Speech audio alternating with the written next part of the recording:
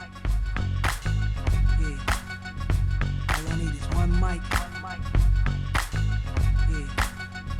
All I need is one mic.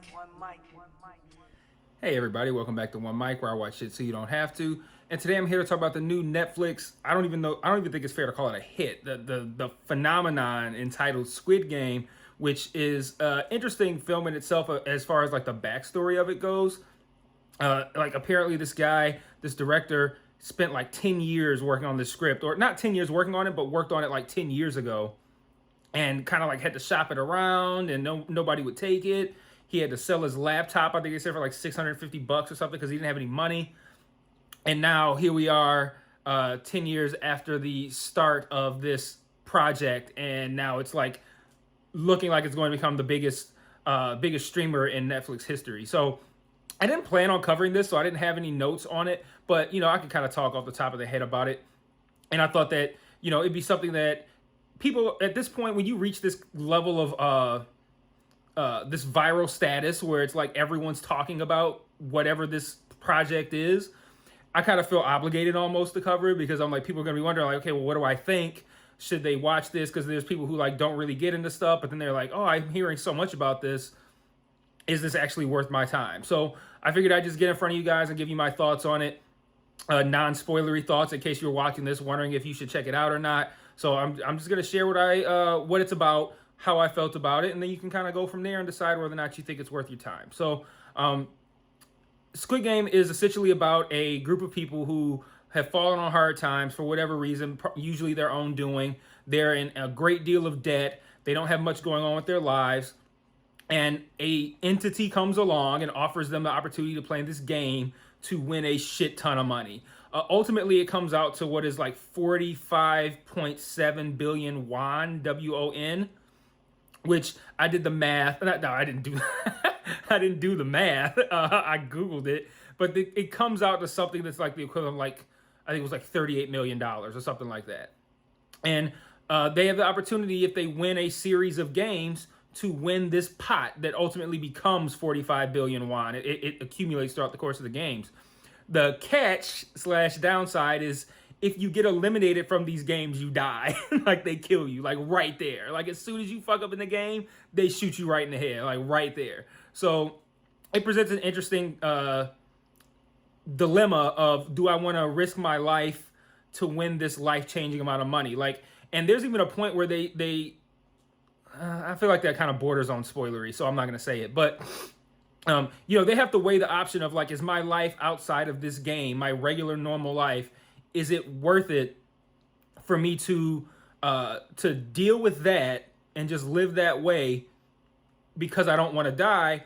Or do I want to risk my life to potentially get this amount of money that would make my life outside of the game dramatically different? And that's kind of the decision that they're faced with. So throughout the course of the game, you start to get an idea of who the quote unquote main characters are, right? The ones that you see the most often.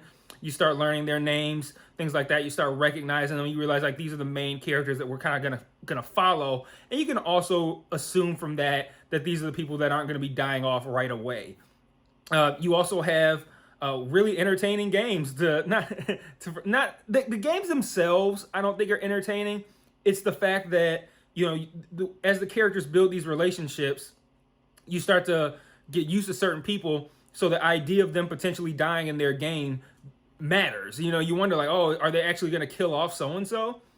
And the drama of it, like, okay, who's going to die this time around? Who's going to live? How are they going to get through it? They work in an interesting, I want to call it a backstory, but they kind of like fill in some of the details surrounding the nature of the game. There's somebody who's called the front man, who kind of is in charge of all of this. And he, at one point, he hosts these VIPs, these white guys. And it's important to point out that these are white guys who come in and they're gambling on the results of these games. And at one point later in the season, they actually show up to the arena to watch these games in person. I'll make it sound like Gladiator. I don't know if it's an arena necessarily, but whatever the venue is that they host these games at, the people show up and they watch them. And there's a lot of interesting kind of commentary on like capitalism and class that I think they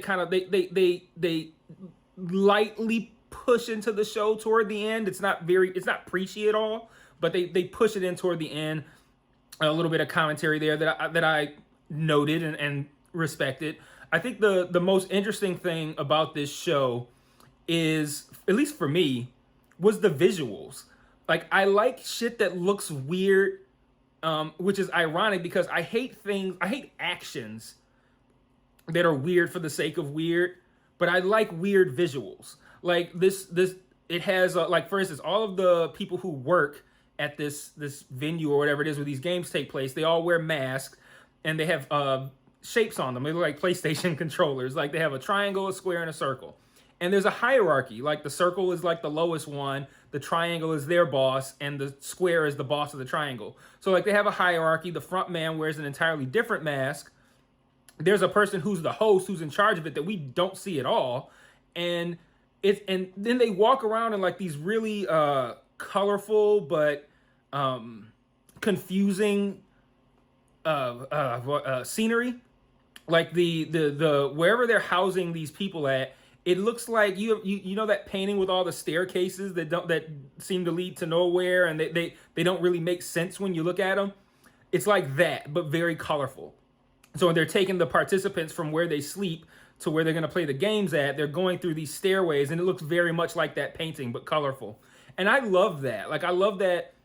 Hey, let's just make this really vibrant for, like, maybe for no discernible reason, or it could be like, hey, this is a very I don't want to say drab, because it's not drab visually, but conceptually, the idea of like, hey, we're going to have these people play this game, we're going to kill off everybody who doesn't win. Like, that's a very downer kind of a vibe, right?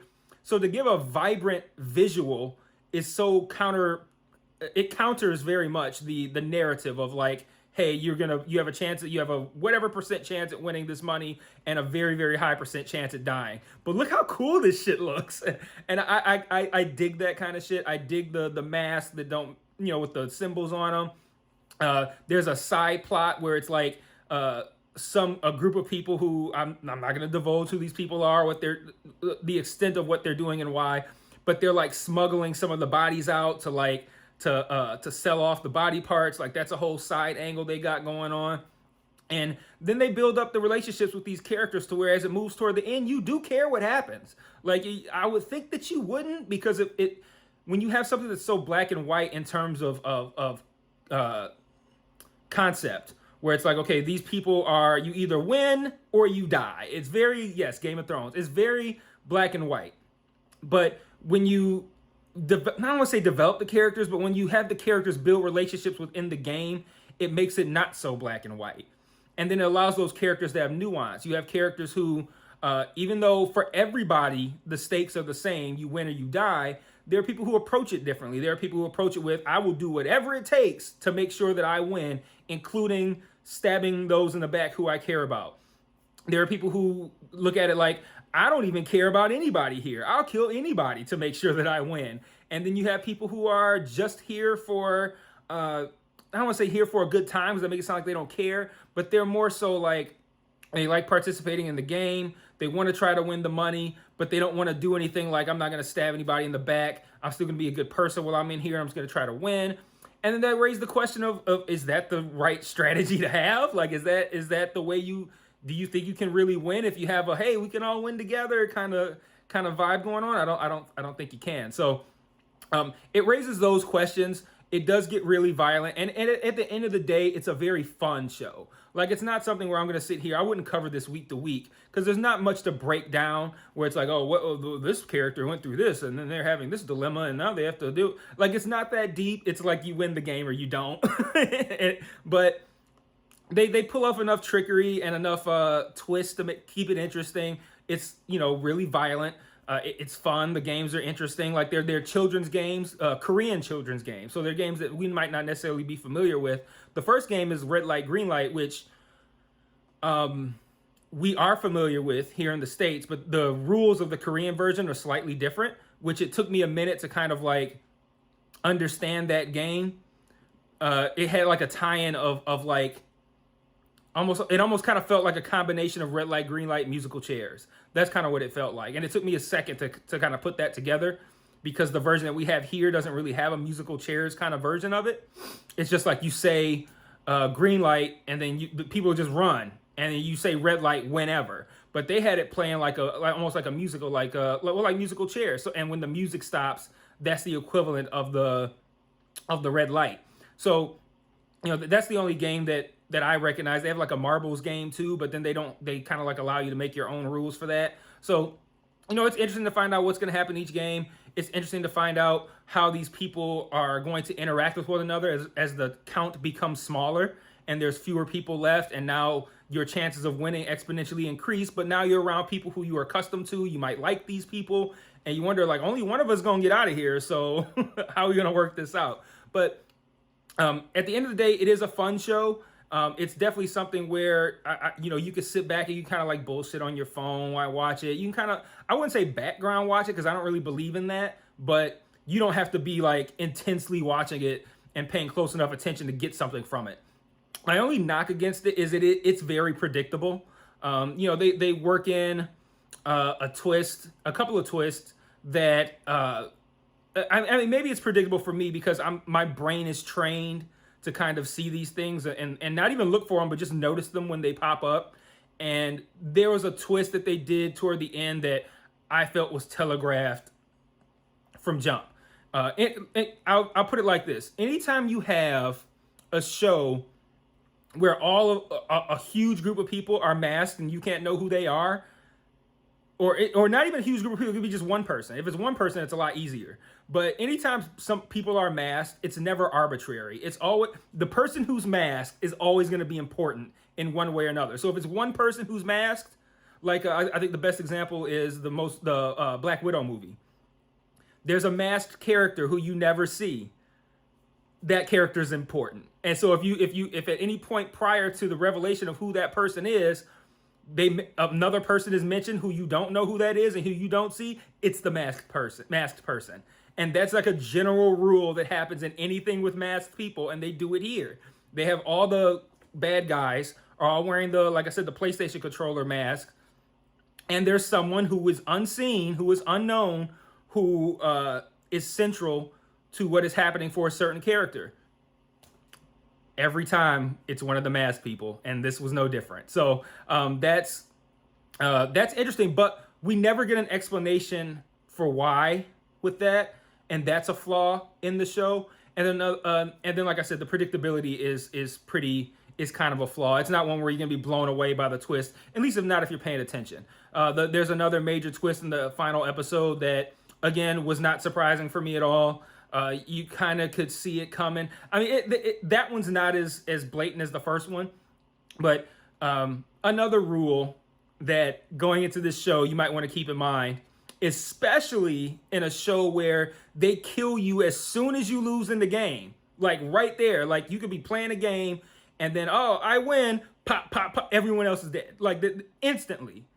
If you don't see the person get killed, they didn't die. And that's a general movie TV rule, and it's in play here too. So very predictable. But that's only if you're looking at it through like that kind of microscope. So if you're not looking through that microscope, you're just chilling, looking for a good time, this hits on pretty much everything. If you like violence, it definitely hits there. If you like, sick and twisted games, like, what's it similar to is Saw.